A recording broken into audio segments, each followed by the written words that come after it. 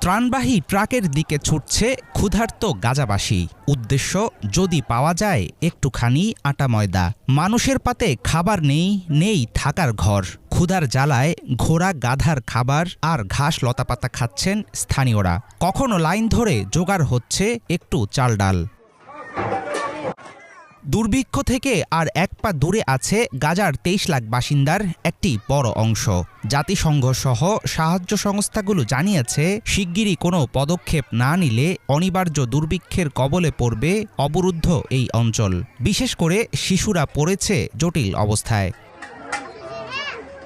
মানবেতর এই পরিস্থিতির মধ্যে গাজার উত্তরাঞ্চলের জন্য বিশ্ব খাদ্য কর্মসূচির ত্রাণবাহী গাড়ি আটকে দিয়েছে ইসরায়েলের প্রতিরক্ষা বাহিনী। ২ সপ্তাহের মধ্যে গত মঙ্গলবার ক্ষুধায় জর্জরিত অঞ্চলটিতে খাদ্য সরবরাহের চেষ্টা চালায় WFP।